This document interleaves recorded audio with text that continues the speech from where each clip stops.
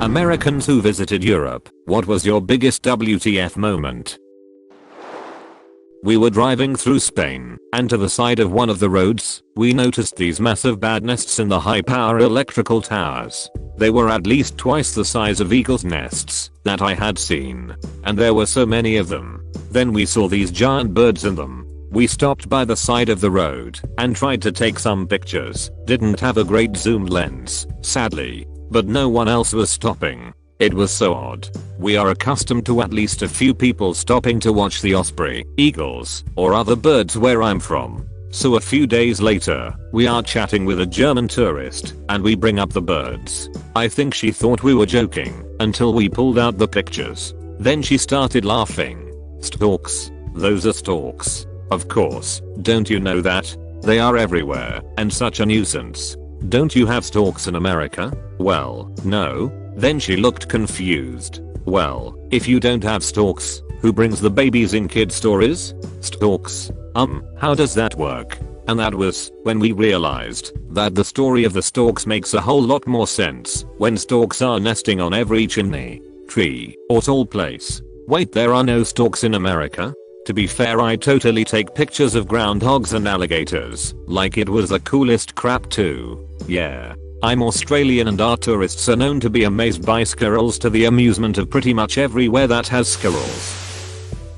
It was subtle at first, but it eventually boggled my mind how old everything was, and it was still integrated into everyday life. Like in the UK, drinking in pub that had been in the same spot since the 11th century, or eating dinner at restaurant in an 18th cathedral. Or in Prague going to club in a 14th century stone cellar, or staying a hotel/brewery that had been operating since the 15th century. The oldest building in my vicinity is from the 1750s, which is prehistoric by US standards. But, like, someone in Europe sees a building that is half a millennia old that no one is using and they're like, let's turn this into a disco. I loved it. I live in England and the village near me has a pub from the early 1700s that's seen as modern because the village itself and the surrounding buildings and other pub is from the pre-Doomsday Book era, 1086. I forget sometimes just how old this country is. Contrast that with the US.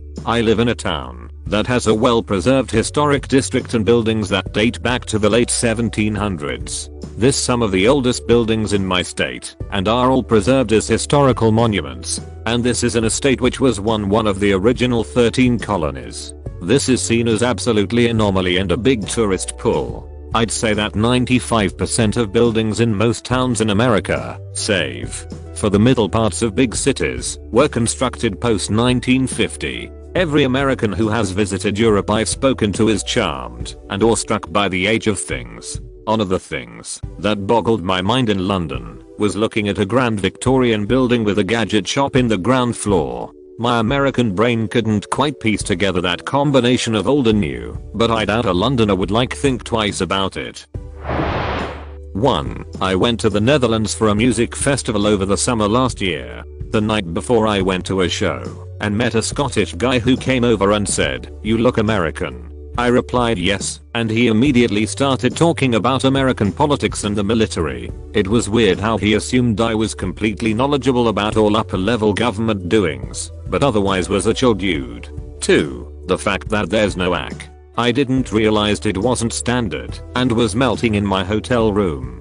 3. How uncommon asking for ice is. I've never gotten stranger looks when I would ask for a drink with some ice. One person at the festival had to confirm she understood me, lol. I stayed with a family in France for a week. The first thing the son did when I got there was to show me their American refrigerator. I was confused at first because it was a Samsung, but what he really meant was it had an ice machine. He was so proud to have it. I was happy to have ice for the first time in 2 months. Stayed with friends in Germany that were also super proud of their refrigerator. I didn't realize it was a thing. I'm from the Nye/NJ area and have seen firsthand how out of control sporting events can get. Guys, mostly, getting wasted, vandalizing property, throwing cans and bottles, fighting, etc. So when a group of friends went to Germany for Oktoberfest some years ago, we also wanted to see a football, soccer, game. So we got tickets to see Bayern Munich versus some other German team in what I think was a meaningful game. We went more for the experience versus being huge fans. Game is great. I think the score was 5-1, so lots of action. The energy in the stadium was undeniable. Fans singing, jumping around, yelling for the entire game.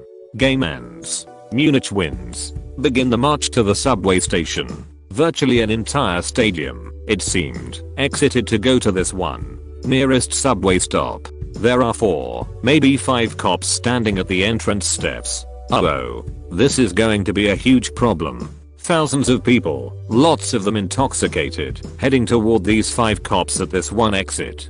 It's going to be a disaster. Some guys start pissing on a fence within their view.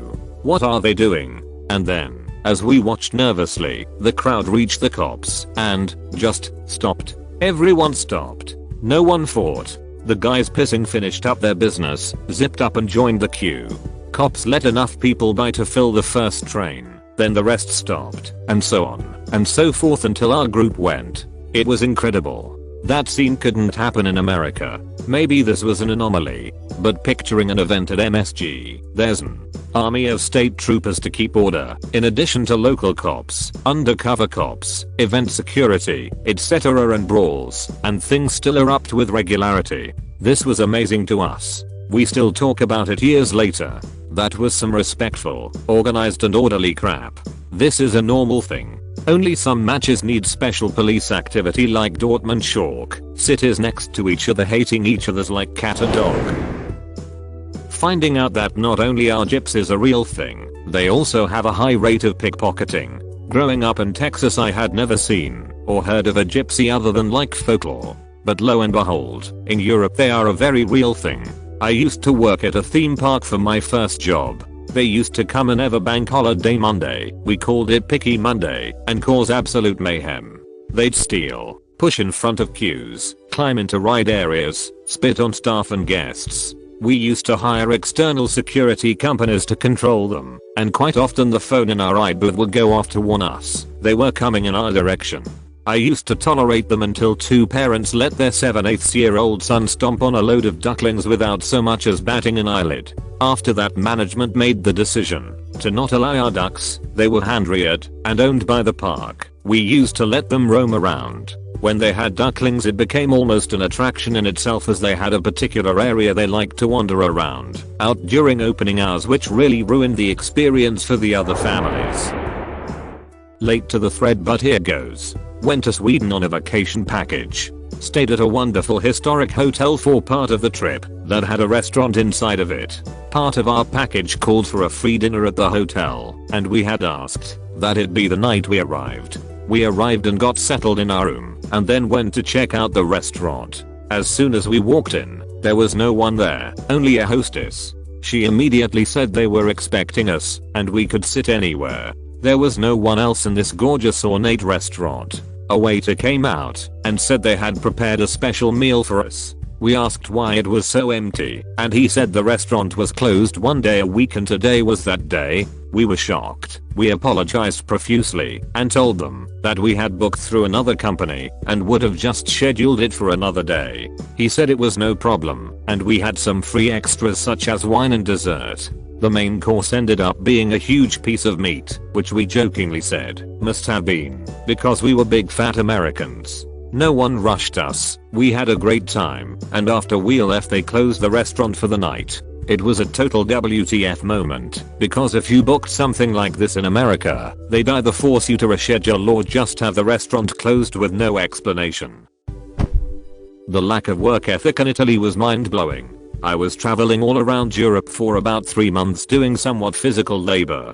I would get local work at each place. Language barriers were problematic but manageable, except Scotland. I just stared at people while I tried to replay what they said in my head. Once we got to Italy though, these guys would just walk away in the middle of a task.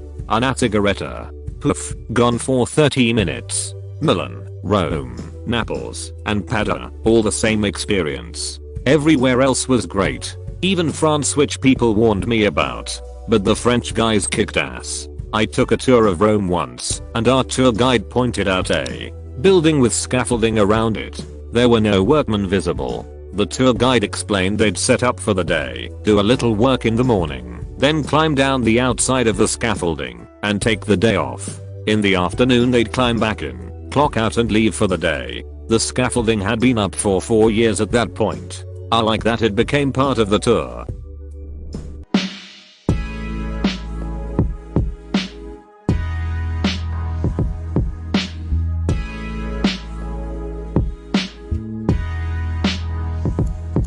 Probably too late to the thread, but this happened to me in Paris. Paris is a great city, by the way. Anyways, they have these public bathrooms on random streets that are basically permanent and pretty nice. Porta potties. They have one big room and they are freestanding little buildings. My girlfriend and I are walking around Paris, taking everything in, having a great time, when I feel the urge to urinate. Quite conveniently for me, I approach one of the nearby public bathrooms. Things are going great so far. I go inside the bathroom, which has the sliding door, and pull the big red lever on the door. That is clearly the door handle. The door starts to close, but then automatically jerks back. A voice coming from a speaker in the bathroom wall begins to yell at me. There is a little panel with a switch and a few lights, and the light is blue. I think to myself, WTF, why am I being yelled at by a bathroom? Why won't this door close? Isn't a blue light good? After messing around for like 15 more seconds trying to get the door shut, the light turns off, and the door closes. Finally, I can take a piss, which is exactly what I do. I whip my peen out and start peeing. I have a glorious and steady stream flowing out of my peen, and I'm a happy guy. Suddenly, midstream, the bathroom voice returns, and the toilet bowl which I'm peeing into begins to fold itself up into the wall. Things have suddenly taken a sharp downhill turn. I successfully am able to cut my stream off, but my peen is out. I'm super confused, and I'm pretty sure a somewhat quiet alarm begins to alert. The lights on the panel turn red. I think to myself, WTF. As if I'm not already in pretty bad shape, suddenly there is a faint rumble. I freeze. I have no idea what to do. Suddenly a jet stream of water shoots out across the entire room's ground, coming from the sliding door. I literally don't know what to do, so with my peen flailing around and dripping piss still, I pull up my pants and jump to a corner of the room that isn't being blasted with water. This stream is cleaning the bathroom, and it goes on for like 30 more seconds. It stops. The light turns green. The toilet folds down from the wall into a normal position. I'm wet, scared, confused, violated, but unsatisfied.